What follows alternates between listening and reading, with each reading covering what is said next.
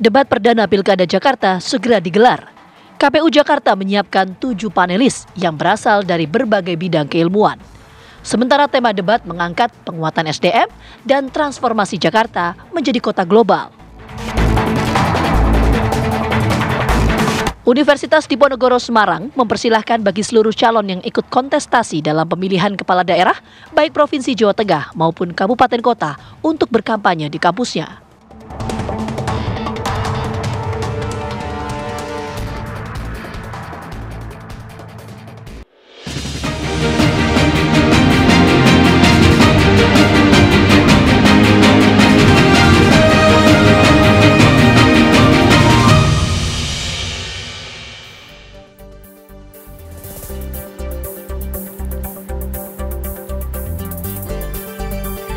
Selamat sore pemirsa, apa kabar Anda hari ini? Kabar Pemilu Kada kembali hadir menjumpai Anda selama 1 jam ke depan bersama saya, Prita Zega. Sejumlah kabar menarik dan penting mengenai Pilkada serentak akan kami hadirkan untuk Anda. Dan inilah kabar Pemilu Kada selengkapnya untuk Anda.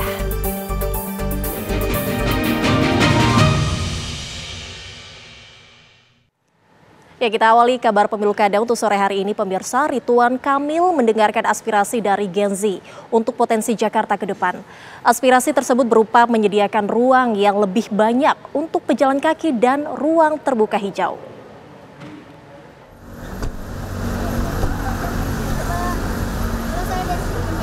Calon Gubernur Jakarta Ridwan Kamil bertemu dengan anak muda di kawasan Blok M, Jakarta Selatan. Ridwan Kamil mendapatkan banyak masukan mengenai program-programnya apabila ia terpilih sebagai Gubernur Jakarta. Jika terpilih, Ridwan Kamil berjanji akan membuat banyak ruang khususnya bagi pejalan kaki.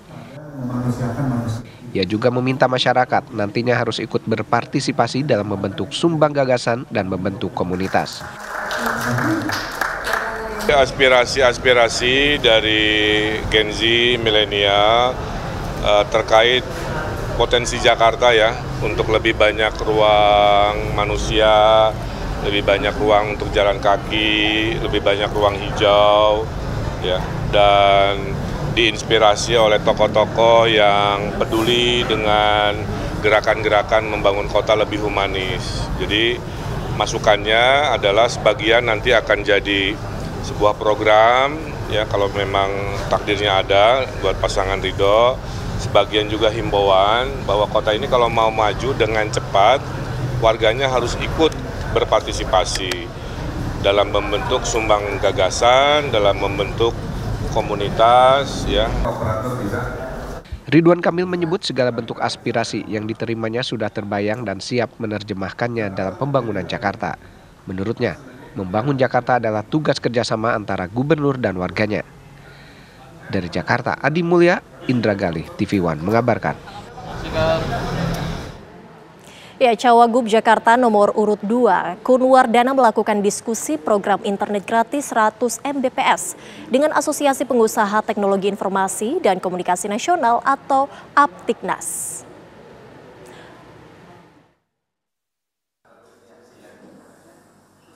Juta rumah di Jakarta akan mendapat akses internet 100 Mbps gratis senilai Rp100.000. Anggaran untuk internet gratis ini akan berasal dari kerjasama dengan sektor swasta, termasuk insentif pajak dan Corporate Social Responsibility atau CSR. Program ini juga didukung oleh infrastruktur Jakarta, di mana kurang lebih sekitar 80% wilayah telah terjangkau kabel fiber optik. Nantinya, teknologi yang digunakan program ini mencakup kabel fiber optik dan fixed wireless access bagi yang belum terjangkau jaringan kabel.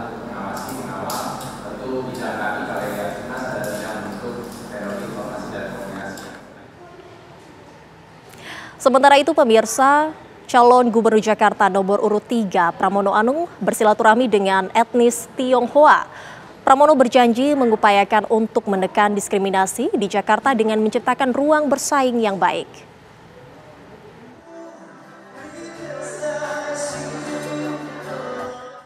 Calon Gubernur Jakarta nomor urut 3, Pramono Anung, bersilaturahmi dan melakukan obrolan penting bersama etnis Tionghoa.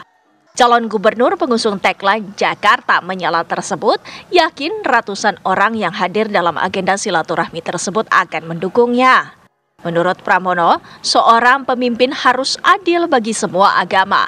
Ia berjanji akan berupaya menciptakan ruang bersaing yang baik agar tidak tercipta diskriminasi bagi etnis atau agama tertentu. Jadi seperti yang saya katakan dalam kampanye saya di awal, saya tidak mau menggunakan politik agama. Tapi kemudian saya akan dituduh macam-macam. Tapi saya bantah, siapapun saya mau dilombakan untuk ngaji pun saya berani kan gitu ya. Nah, apa yang harus dilakukan? Sekarang ini pemimpin itu harus adil bagi semua agama. Jadi saya ingin mengatakan bahwa pemimpin itu harus adil bagi semua agama, termasuk kalangan Tionghoa. Dan kebetulan mereka rata-rata kan secara ekonomi lebih baik dibandingkan dengan yang lain. Itu juga memang karena mereka bekerja lebih keras, nggak bisa disalahkan untuk itu. Maka supaya diskriminasi tidak terjadi, sehingga ruang untuk bersaing secara baik itu di dunia usaha, dunia pendidikan, birokrasi, pembukaan lowongan kerja, dan sebagainya, harus yang paling penting adil dan transparan. Pertemuan ini dihadiri ratusan etnis Tionghoa yang siap mendukung pasangan calon Pramono Anung dan Rano Karno. Dari Jakarta, Laura Louis, Teddy Suhendi, TV One mengabarkan. Dan apa saja agenda calon gubernur dan calon wakil gubernur Jakarta hari ini? Kita akan tanyakan langsung kepada reporter Zinedine Duhan yang ada di lokasi kegiatan RK Susono dan Alvin Saputra yang berada di lokasi kegiatan Rano Karno. Kita akan ke Duhan terlebih dahulu yang sekarang ada di kampanye RK Susono. Selamat sore, Duhan. Apa saja kegiatan RK Susono untuk hari ini? Silakan. Ya, Prita dan juga pemirsa, memang calon gubernur dan wakil gubernur Jakarta nomor urut 1 Ridwan Kamil dan juga Suswono pada hari ini memiliki beberapa agenda. Ini yang pertama memang dilakukan secara bersamaan, keduanya yaitu menghadiri pelantikan pimpinan DPRD DKI Jakarta untuk periode 2024-2029. Sebelumnya juga di gedung yang sama, tepatnya di gedung DPRD Jakarta, ini digelar tasyakur atas terpilihnya Ketua DPRD yang baru yaitu Khairuddin dari PKS yang tadi digelar di lantai 1 gedung DPRD DKI Jakarta. Memang kehadiran Ridwan Kamil sendiri ini sudah hadir sejak 1 jam yang lalu, namun kegiatan untuk pelantikan sendiri ini baru dimulai beberapa menit yang lalu, tepatnya pada pukul 14.50 waktu Indonesia bagian Barat, menyusul juga kehadiran dari Ketua DPRD terpilih 2024-2029 dan juga menunggu kehadiran dari PJ Gubernur DKI Jakarta yaitu Heru Budi yang memang baru datang pada sekitar pukul 14.30 waktu Indonesia bagian Barat. Nah, perlu diketahui juga memang kehadiran dari Ridwan Kamil dan Suswono ini bukan hadir sebagai calon gubernur dan wakil gubernur pada kegiatan pelantikan pimpinan DPRD Jakarta 2024-2029 ini, namun hadir ini sebagai undangan dari Khairuddin sendiri maupun dari Partai Keadilan Sejahtera, karena memang dikonfirmasi ini dari pihak DPRD sendiri sama sekali tidak mengundang ini calon gubernur maupun wakil gubernur yang akan berkontestasi pada Pilkada Jakarta 2024. Namun ini bagi para anggota yang nantinya akan dilantik maupun para pimpinan dan juga partai ini diperbolehkan untuk turut mengundang kolega-kolega untuk hadir pada proses pelantikan. Maka dari itu Partai Keadilan Sejahtera atau PKS ini mengundang Suswono dan juga Ridwan Kamil untuk hadir pada proses pelantikan Khairuddin sebagai Ketua DPRD DKI Jakarta 2024-2029. Adapun juga nantinya setelah selesai dari kegiatan pelantikan pimpinan DPRD DKI Jakarta 2024, nantinya Ridwan Kamil akan melanjutkan kegiatan yaitu untuk silaturahmi dengan Punguan Simbolon Dohot Borona di PSBI. Nah, ini agendanya sebetulnya harusnya digelar pada pukul 15.00 waktu Indonesia bagian Barat, namun juga dikarenakan kegiatan untuk pelantikan pimpinan DPRD DKI Jakarta ini mengalami keterlambatan, maka juga agenda ini akan mengalami keterlambatan kurang lebih selama 1 jam. Prita. Baik Duhan, terima kasih atas informasinya. Sekarang kita akan bergeser ke Jakarta Utara. Ada Alvin di sana yang siap melaporkan. Bagaimana dengan kegiatan Pramono Anung juga Rano Karno di sana? Alvin, silakan dengan laporan Anda.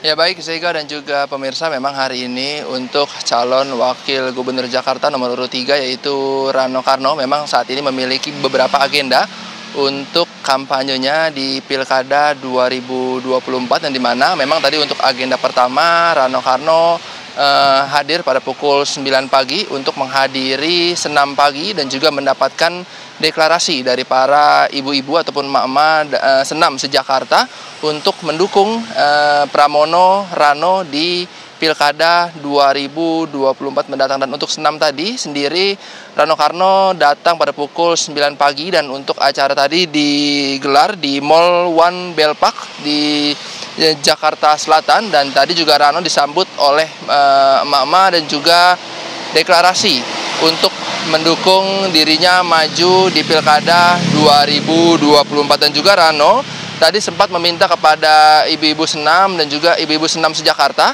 untuk dirinya maju di Pilkada bersama Pramono untuk sebagai calon gubernur dan juga calon wakil gubernur Jakarta 2024. Memang setelah itu untuk Rano Karno sendiri langsung mengunjungi Masjid Al-Mukarromah Kampung Bandan di Jakarta Utara untuk melangsungkan sholat Jumat di sana dan langsung juga untuk berziarah ke makam Habib setempat setelah dirinya melakukan sholat Jumat di daerah Ancol, Jakarta Utara. Dan setelah melakukan sholat Jumat, untuk agenda ketiga sendiri Rano Karno langsung menyapa ataupun mengunjungi warga yang berada di Ancol di Kampung Bandan, Jakarta Utara. Memang dari Rano Karno sendiri tadi tiba pada pukul 1 siang tadi untuk langsung menyapa ataupun mengunjungi warga Kampung Bandan. Dan memang dari Rano Karno sendiri juga tadi disambut meriah oleh masyarakat setempat setelah dirinya hadir dan langsung mengunjungi warga Kampung Bandan. Adapun pemirsa, memang untuk Rano Karno sendiri mengunjungi Kampung Bandan untuk mendengar aspirasi dari masyarakat Kampung Bandan sendiri untuk apa yang dibutuhkan Kampung Bandan dan juga keluhan dari masyarakat Kampung Bandan untuk nanti dirinya akan memberikan program-program khusus untuk warga Kampung Bandan. Dan juga pada tadi Rano Karno juga memberikan ataupun bersosialisasi untuk program-program terbaiknya seperti pemasangan CCTV di setiap RT RW yang nantinya untuk mengamankan seperti anak-anak bermain dan juga nantinya bisa melihat kenyamanan dari warga sekitar setelah pemasangan CCTV. Dan memang tadinya juga Rano Karno juga meminta dukungan kepada warga Kampung Bandan untuk nantinya maju di Pilkada bersama Pramono Rano. Demikian, Zega, kembalikan ke studio. Baik, terima kasih Alvin atas informasinya. Tampaknya kedua pasangan ini terus menggencarkan kampanyenya di sejumlah wilayah di Jakarta. Terima kasih rekan-rekan. Tadi ada juga informasi dari Duhan dan juga Alvin. Terima kasih, selamat bertugas kembali. Pemirsa, 5 pimpinan DPRD DKI Jakarta periode 2024-2029 akan dilantik dalam rapat paripurna yang digelar hari ini. Kabarnya sesaat lagi, usai jeda berikut ini, tetaplah bersama kami. Terima kasih masih bersama kami di Kabar Pemilu Kada. Pemirsa, 5 pimpinan DPRD DKI Jakarta periode 2024-2029 akan dilantik dalam rapat paripurna yang digelar hari ini. Masing-masing pimpinan definitif yang dilantik hari ini adalah Khoirudin dari fraksi PKS sebagai Ketua DPRD DKI Jakarta. Kemudian 4 posisi wakil ketua ditempati oleh Ima Madia dari fraksi PDI Perjuangan, Rani Mauliani dari fraksi Gerindra, Wibi Andrino dari fraksi Nasdem, dan Basri Baco dari fraksi Golkar. Proses pengambilan sumpah janji dipimpin Wakil Ketua Pengadilan Tinggi Jakarta, Arta Teresia.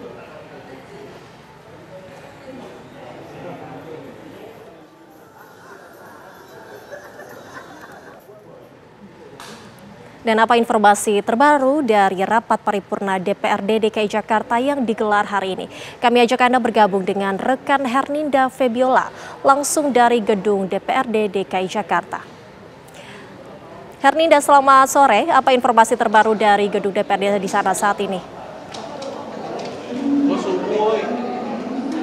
Ya, selamat sore Zega dan juga pemirsa. Benar sekali, DPRD DKI Jakarta pada hari ini menggelar sidang paripurna untuk melantik pimpinan DPRD dalam masa jabatan periode tahun 2024 hingga 2029 mendatang. Adapun sidang masih berlangsung karena baru saja dimulai pada pukul 15 waktu Indonesia Barat, setelah sebelumnya pada pukul 14.30 ini sudah dibuka, namun masih menunggu tokoh-tokoh yang belum hadir sebelumnya. Dan untuk nama-nama pimpinan DPRD yang dilantik pada hari ini berasal dari perwakilan dari kelima parpol yang memiliki suara terbanyak dalam Pileg 2024. Dan nama-nama tersebut yakni yang mengisi kursi ketua ada Hoirudin dari fraksi PKS, ada Imam Mahdiah dari fraksi PDIP sebagai wakil ketua, dilanjutkan oleh Rani Mauliani dari fraksi Gerindra, lalu Wibi Andriano dari fraksi Nasdem dan Basri Bako dari fraksi Golkar. Adapun nantinya para pimpinan yang dilantik pada hari ini akan membacakan sumpah atau janji dalam masa jabatannya di tahun 2024 hingga 2029 mendatang. Dan juga sebelumnya Sekretariat DPRD sudah menggelar gladi bersih sidang paripurna ini pada Selasa lalu, dan rencananya setelah sidang selesai dan setelah pengucapan sumpah atau janji ketua dan juga wakil ketua DPRD, nanti akan ada acara tasyakuran. Adapun sidang paripurna pada hari ini dipimpin oleh ketua sementara DPRD yaitu Ahmad Yani, dan beberapa tokoh yang nampak hadir di kantor DPRD DKI Jakarta ini untuk menghadiri sidang paripurna ada dari calon gubernur DKI Jakarta dari nomor urut 01 yaitu Ridwan Kamil, serta ada cagup nomor urut 03 Pramono Anung, dan juga ada mantan Gubernur DKI Jakarta Basuki Cahayapurnama atau Ahok, dan ada PJ Gubernur DKI Jakarta Heru Budi. Hingga saat ini sidang masih berlangsung. Saya masih akan terus melihat di sini untuk memantau apakah keterangan yang akan diberikan oleh para pimpinan-pimpinan yang telah dilantik pada sore hari ini. Sementara kembali ke studio Zega. Baik Erninda, kita akan menunggu bagaimana nanti proses berjalannya pelantikan di gedung DPR MPR Jakarta. Terima kasih atas informasinya, selamat bertugas kembali. Kita ke kabar lainnya pemirsa, pimpinan Dewan Perwakilan Daerah DPD RI mengunjungi Presiden terpilih Prabowo Subianto di kantor Kementerian Pertahanan. Ya, selain para pimpinan DPD, turut hadir pula pimpinan MPR dari unsur DPD, yakni Archandra Muhammad Akbar Supratman. Sultan Najamuddin selaku Ketua DPD RI periode 2024-2029 menyatakan kunjungan DPD adalah untuk sowan kepada Presiden terpilih Prabowo Subianto. Sultan menegaskan DPD merupakan representasi masyarakat daerah di pusat. Sultan menyatakan Prabowo menyampaikan pesan khusus bagi para pimpinan DPD yang baru.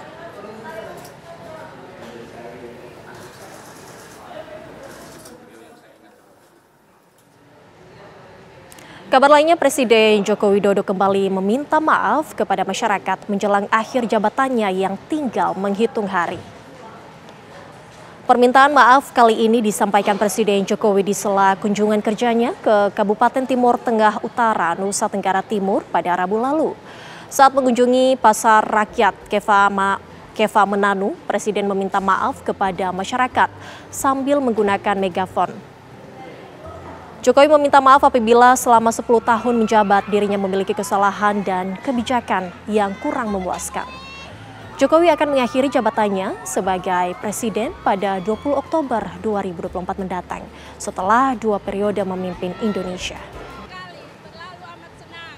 Terima kasih banyak sudah 10 tahun memimpin kami dengan baik. Terima kasih untuk perhatiannya ke kami. Dan pada kesempatan yang baik ini, Bapak Ibu, keluarga yang saya hormati, saya adalah manusia biasa yang penuh dengan kesalahan, yang penuh dengan kekurangan, yang penuh dengan kekilapan. Pada kesempatan yang baik ini saya ingin mohon maaf yang sebesar-besarnya atas segala kebijakan yang mungkin kurang berkenan di hati Bapak Ibu sekalian. Saya rasa itu yang ingin saya sampaikan. Kabar Pemilu Kada akan kembali sesaat lagi usai jeda berikut ini.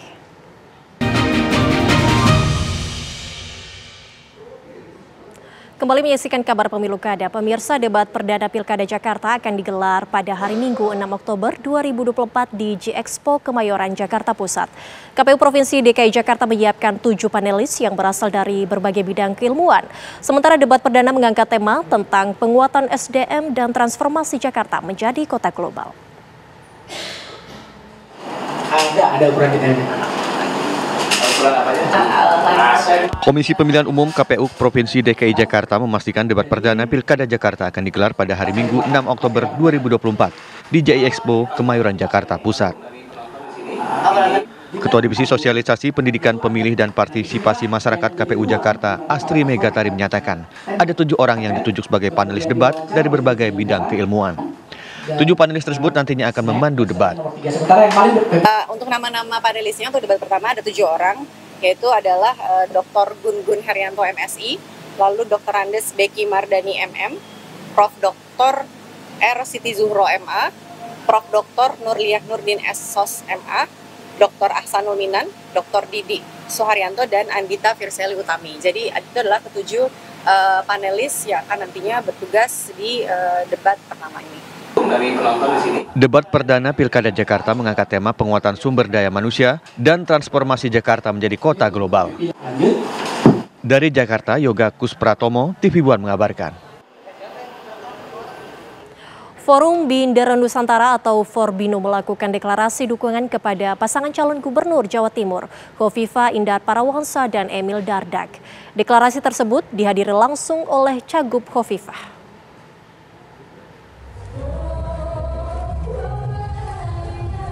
Calon Gubernur Jawa Timur Khofifah Indar Parawansa berpasangan dengan Emil Dardak mendatangi lingkungan Pondok Pesantren Syekhona Khalil di Bangkalan Madura, Jawa Timur, Kamis malam.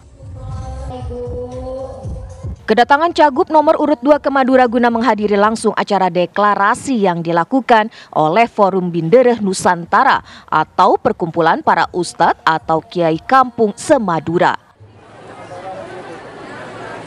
Cagup Jatim Khofifah Indar Parawansa pun menyambut dengan sukacita atas dukungan para Binder Nusantara. Ia menyatakan bahwa para kiai kampung memiliki peran penting, yakni sebagai ujung tombak pendidikan di berbagai daerah pelosok. Perjuangan bukan hanya paslon, bukan hanya tim pemenangan, tetapi relawan. Semua bergerak bersama, berikhtiar bersama untuk mencapai kemenangan Khofifah Emil pada Pilgub yang insya Allah 27 November yang akan datang. Kami menyampaikan terima kasih, ini inspirasi yang luar biasa. Para kaum ibu-ibu dari Muslimat Nahdlatul Ulama juga ikut hadir di acara deklarasi Forbinu yang dihadiri oleh Khofifah Indar Parawansa. Dari Bangkalan Madura, Jawa Timur, Dimas Farik Abdurrahim, TV One mengabarkan. Calon Gubernur Jawa Timur nomor urut 3 Tri Risma hari ini mengunjungi salah satu pabrik rokok di Kota Malang. Dalam kunjungannya ini Risma berjanji meningkatkan kesejahteraan buruh pabrik melalui jaminan kesehatan semesta.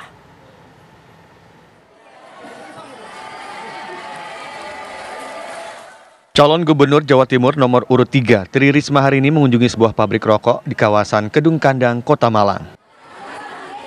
Tiba di pabrik rokok, Risma langsung diserbu para buruh pabrik untuk berfoto. Risma juga sesekali menyapa dan berdialog dengan para buruh pabrik rokok. Risma berharap nantinya pemerintah pusat bisa memberikan keringanan pada cukai rokok untuk kategori sigaret kretek tangan atau SKT. Jika besaran cukai tidak diturunkan, maka akan berdampak signifikan terhadap keberlangsungan pabrik rokok yang mempekerjakan mayoritas ibu-ibu rumah tangga.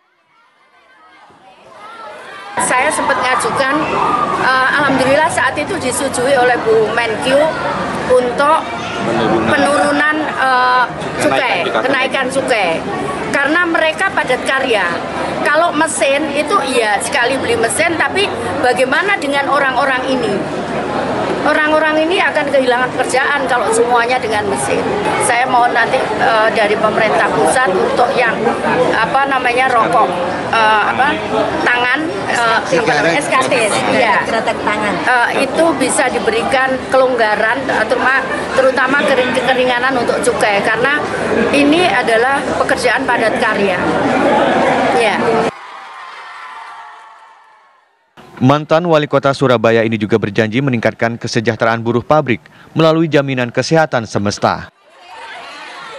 Dari Malang, Jawa Timur, Edi Cahyono, TV One mengabarkan.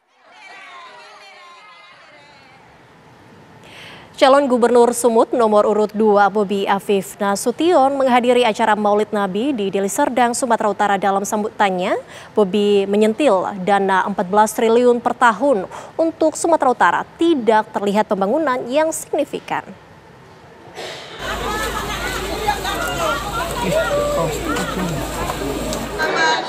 Calon Gubernur Sumatera Utara Bobi Nasution hadiri kegiatan Maulid Nabi di Jalan Pondok Bambu, Desa Bandar Labuhan, Tanjung Morawa, Deli Serdang, Sumatera Utara.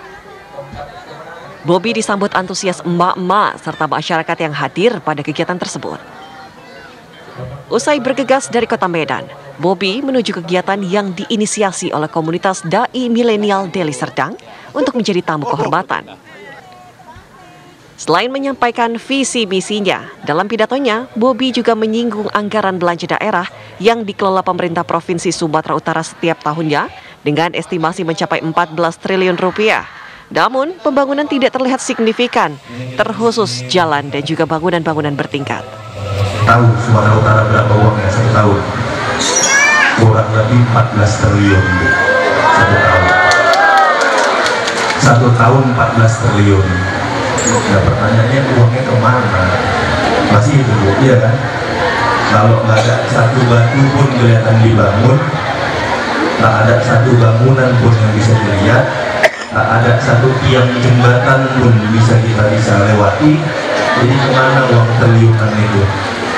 Ya masih mending lagu Medan, kalau katanya ya Medan belum selesai dibangun satu, udah dibangun lagi yang lain. Belum selesai satu, udah dibangun yang lain. Tensi panas antara mantan dua orang yang sempat berkuasa di Sumatera Utara, Bobi, mantan Wali Kota Medan, dan Edi Rahmayadi selaku mantan Gubernur Sumatera Utara terus tersaji dalam kampanye pemilu kada Provinsi Sumatera Utara 2024. Saling sindir program saat menjabat, baik gagal maupun berhasil, menjadi topik utama untuk meraup hati masyarakat. Dari Deli Serdang, Sumatera Utara, Ahmad Sukri, TV One mengabarkan. Usai jeda kami akan hadirkan sejumlah informasi menarik lainnya. Tetaplah bersama kami di Kabar Pemilu Kada.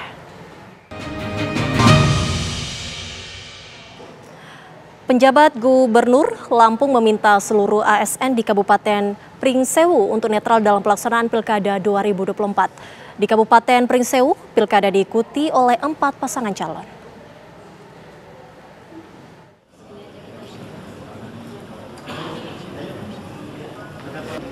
Penjabat Gubernur Lampung Samsudin memberikan pengarahan kepada para ASN pemerintah Kabupaten Pringsewu untuk bersikap netral dalam pelaksanaan pemilihan kepala daerah pada 27 November mendatang.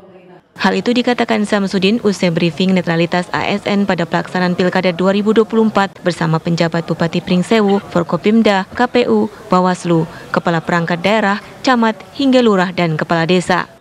Aparatur sipil negara harus memiliki kode etik dan profesionalisme, diantaranya adalah netralitas di dalam pelaksanaan pilkada. ASN adalah penyelenggara negara yang profesional, sehingga siapapun kepala daerah yang dipilih, ia harus profesional dan loyal terhadap keterpilihan kepala daerah itu secara demokratis. Saya minta juga, saya tegaskan juga, mulai dari ASN, mulai Pak Bupatinya yang ASN, kepala dinasnya, asistennya ASN, camatnya juga ASN, bahkan ke bawah penyelenggara pemerintahan di bawah yaitu pekon-pekon, saya minta juga netral. RW, RT juga saya minta netral. Pada pemilihan kepala daerah di Kabupaten Pringsewu Lampung, ada 4 pasangan calon bupati dan wakil bupati yang maju di kontestasi politik di tahun 2024. 4 pasangan calon yakni pasangan Fauzi dan Larastri Handayani dengan nomor urut 1. Kemudian nomor urut 2 pasangan Adi Erlansyah dan Hizbullah Huda. Nomor urut 3 pasangan Rianto Pamungkas dan Umi Laila. Serta nomor urut 4 pasangan Ririn Kuswantari Wiryawan Sada. Dari Pringsewu Lampung, Pujiansah, Nanang, TV One mengabarkan. Kabar lainnya pemirsa, Lembaga Adat Melayu Jambi memberikan sanksi adat kepada calon Bupati Tebo Agus Rubianto usai video yang mengandung isu saranya viral di media sosial. Agus Rubianto mendapat sanksi adat berupa dibuang dari negeri karena sudah 3 kali mangkir dari panggilan untuk klarifikasi. Tebo Agus Rubianto mendapat sanksi adat dari Lembaga Adat Melayu Kabupaten Tebo terkait beredarnya video yang mengandung isu sara viral di media sosial. Video tersebut beredar setelah calon Bupati Tebo ini menghadiri acara syukuran Siswanto, salah seorang anggota DPRD Tebo di Kecamatan Rimbo Bujang beberapa waktu lalu. Siswanto yang sebelumnya juga mendapat denda adat berupa seekor sapi dan selamak manis dari lembaga adat karena pernyataannya yang menganggap wilayah yang mayoritas dari suku tertentu kurang mendapat perhatian. Dalam video yang beredar, pernyataan Agus dianggap tidak pantas dan menimbulkan kegaduhan di tengah masyarakat. Dengan beredarnya video tersebut, Lembaga Adat Melayu Jambi Kabupaten Tebo mencoba mengklarifikasi. Namun Agus Rubianto 3 kali mangkir dari panggilan adat. Sehingga setelah bermusyawarah, pihak adat memberi sanksi kepada Agus agar dibuang dari negeri. Kami mengambil sikap bahasa adat, gantung tinggi-tinggi, tanam dalam-dalam, buang jauh-jauh. Bayamlah ke kuau, bekambinglah ke ijang, bekerbaulah ke rusuh. Itulah keputusan Lembaga Adat Kabupaten Tebo yang kami sepakati bersama. Terkait sanksi yang diberikan, pihak Lembaga Adat Melayu Tebo akan mengumumkan kepada masyarakat luas. Dari Kabupaten Tebo, Jambi, Tarmizi TV One mengabarkan. Pemirsa, dengan menggunakan kapal logistik Pilkada tahun 2024 tiba di Kabupaten Kepulauan Meranti, Riau. Puluhan petugas dari Polres Meranti langsung melakukan pengamanan VVIP.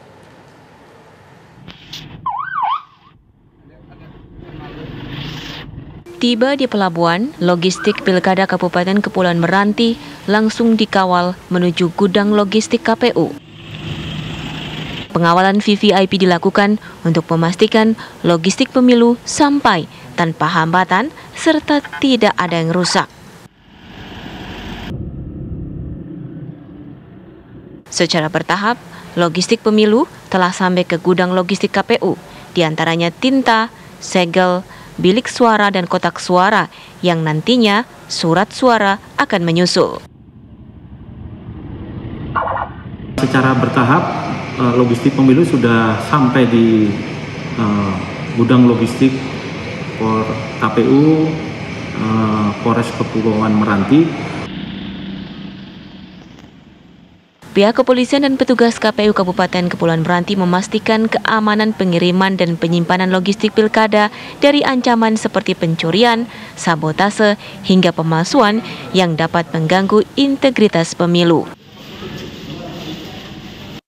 Dari Pekanbaru Riau, Muhammad Arifin, Faza Ramadan, TV One mengabarkan.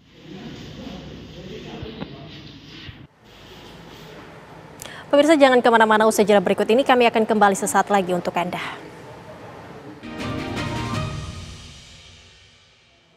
Masih bersama kami di Kabar Pemilu Kada, pemirsa, Ridwan Kamil mendengarkan aspirasi dari Gen Z untuk potensi Jakarta ke depan. Aspirasi tersebut berupa menyediakan ruang yang lebih banyak untuk pejalan kaki dan ruang terbuka hijau.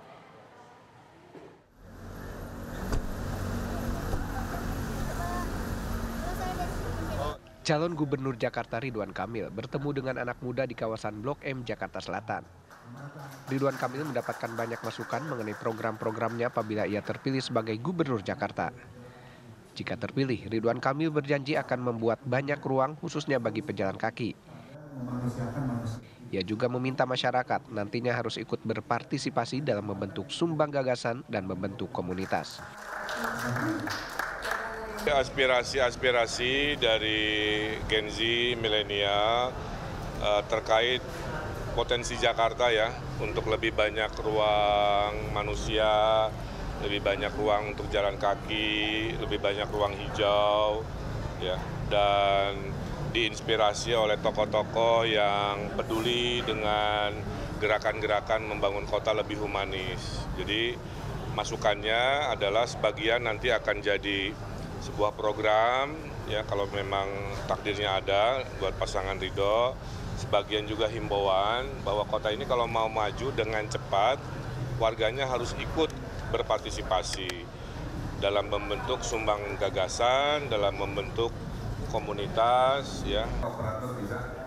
Ridwan Kamil menyebut segala bentuk aspirasi yang diterimanya sudah terbayang dan siap menerjemahkannya dalam pembangunan Jakarta.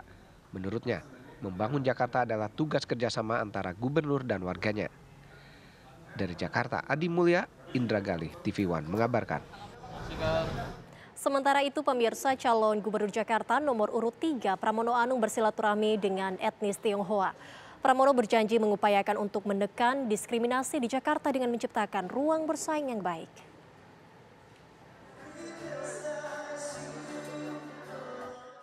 Calon Gubernur Jakarta nomor urut 3 Pramono Anung bersilaturahmi dan melakukan obrolan penting bersama etnis Tionghoa. Calon gubernur pengusung tagline Jakarta Menyala tersebut yakin ratusan orang yang hadir dalam agenda silaturahmi tersebut akan mendukungnya. Menurut Pramono, seorang pemimpin harus adil bagi semua agama. Ia berjanji akan berupaya menciptakan ruang bersaing yang baik agar tidak tercipta diskriminasi bagi etnis atau agama tertentu. Jadi seperti yang saya katakan dalam kampanye saya di awal, saya tidak mau menggunakan politik agama. Tapi kemudian saya akan dituduh macam-macam. Tapi saya bantah, siapapun saya mau dilombakan untuk ngaji pun saya berani, kan gitu ya. Nah, apa yang harus dilakukan? Sekarang ini pemimpin itu harus adil bagi semua agama. Jadi saya ingin mengatakan bahwa pemimpin itu harus adil bagi semua agama. Termasuk kalangan Tionghoa. Dan kebetulan mereka rata-rata kan secara ekonomi lebih baik dibandingkan dengan yang lain. Itu juga memang karena mereka bekerja lebih keras, nggak bisa disalahkan untuk itu. Maka supaya diskriminasi tidak terjadi, sehingga ruang untuk bersaing secara baik itu di dunia usaha, dunia pendidikan, birokrasi, pembukaan lapangan kerja dan sebagainya harus yang paling penting adil dan transparan. Pertemuan ini dihadiri ratusan etnis Tionghoa yang siap mendukung pasangan calon Pramono Anung dan Rano Karno. Dari Jakarta, Laura Louis, Teddy Suhendi, TV One mengabarkan. Kabar lainnya, pemirsa, Universitas Diponegoro Semarang mempersilahkan bagi seluruh calon yang ikut kontestasi dalam pemilihan kepala daerah, baik Provinsi Jawa Tengah maupun kabupaten kota, untuk berkampanye di kampusnya. Rektor Undip Suharnomo menyatakan perguruan tinggi memiliki peran strategis dalam memberikan edukasi kepada masyarakat. Rektor Undip telah menyampaikan ke Badan Eksekutif Mahasiswa untuk membuat kegiatan kampanye yang dikemas dalam sebuah diskusi antara calon dengan mahasiswa.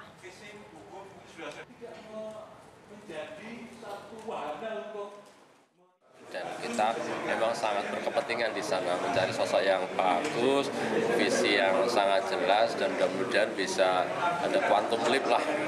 Jawa Tengah ini bisa lah untuk lebih bagus dan mudah-mudahan bisa melampaui lah, tidak menjadi yang paling banyak miskinnya dan lain sebagainya. Bentuk kampanyenya itu hanya diskusi saja ya Pak, tidak diskusi, boleh. Nggak boleh ada atribut, ada macam-macam. Sebenarnya sudah ada sih itu edaran dari Kemendikbudristek. Tapi boleh, intinya boleh mengundang, tapi ada beberapa peraturan-peraturan yang harus ditaati.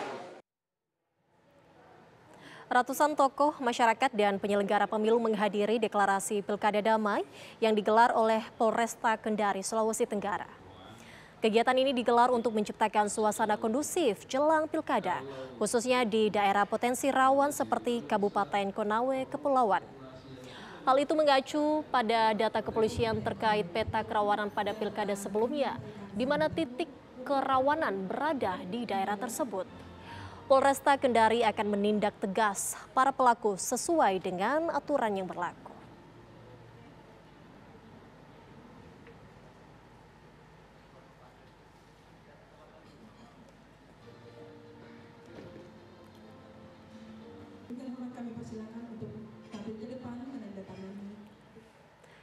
Pemirsa, informasi tadi mengakhiri perjumpaan kita di Kabar Pemilu Kada sore ini. Sebentar lagi Anda juga akan menyaksikan Kabar Petang bersama Gira Vita dan juga Aditya Nugroho.